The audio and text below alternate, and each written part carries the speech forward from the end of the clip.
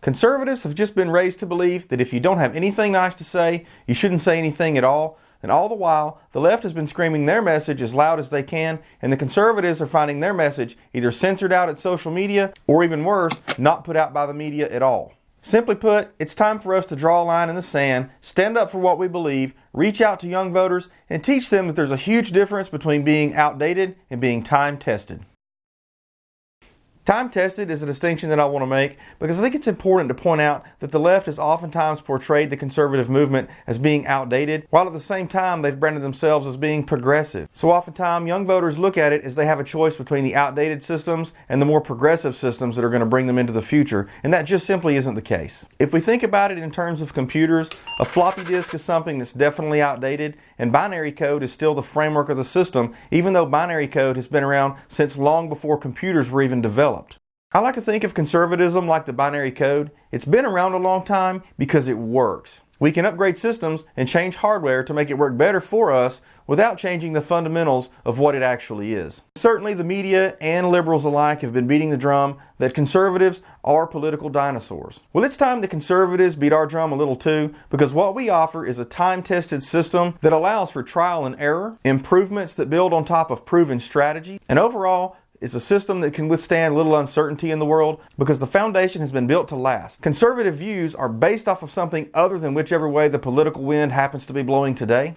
And we tend to resist political pressures brought on by careless politicians promising free stuff, or by angry mobs knocking over monuments and burning buildings because the mayor told the police to stand down. We support free speech and we support the right to assemble and protest, but we don't want you burning down our cities. There are non-destructive ways to protest and to get your message out there without alienating the audience that you're trying to reach. We support the free press, but we're tired of the bias and the abuse that conservatives endure at the hands of the media. We love our government, but we're tired of the overreaching, and we want to see a little bit of that power shifted back to the states where the 10th Amendment says it belongs. We love our country and welcome all who want to support what the United States is, but we oppose those who would come here to take advantage of the generosity of a nation, or anyone who would come here and seek to interfere or cause harm to the American way of life. We respect the freedom of religion and want those freedoms protected, including the freedoms of the Christian faith.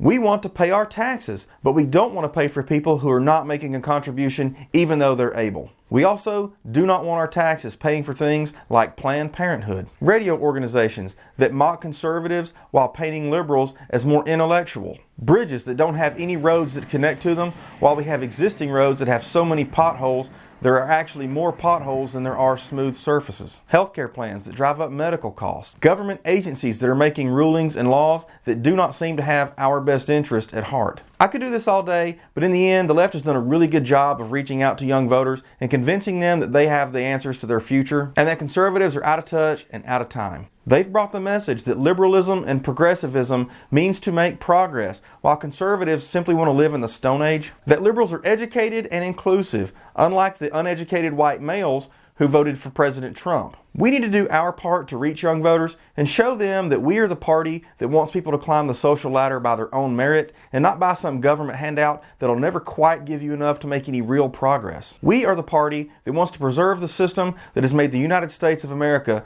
the most successful nation the world has ever seen. We are the party that thinks it's important to learn from the past so that we can build a better future. And we are the party that believes the idea of a republic is far better than the idea of a democracy, because a republic offers stability and prosperity, while a democracy offers mob rule in politics. That about wraps up this video, and it's time for me to say that I'm asking for your support. One way you can show your support is by clicking that donate button. Even small donations are welcome. A donation of $5 would be put to good use in my campaign, because campaigning is expensive and there's just no way for me to do it alone. If you can't contribute financially, that's no problem. You can share my videos on social media. If I'm going to be able to compete with the well-established and the well-funded, I need a wave of social media to move me into the forefront of people's thoughts when it comes time to vote. And lastly, if you just don't like talking politics on social media and donating just isn't in the cards for you, that's okay too. Casting a vote is the one thing that you can do that we know seals the deal. Let's keep Alabama red and put the nation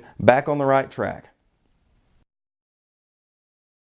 And basically, less educated or high school educated whites are going to Trump. It doesn't matter what the guy does.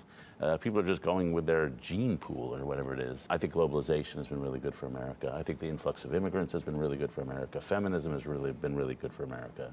But there are a lot of people who used to be up in society because of those three good things are now down. A lot of high school educated white guys.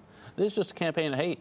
And, you know, people who don't like Trump really don't like Trump, and I guess I'm among them. I can't say who I'm going to vote for, but one person is clearly disqualified for that job, and I can't mention his name.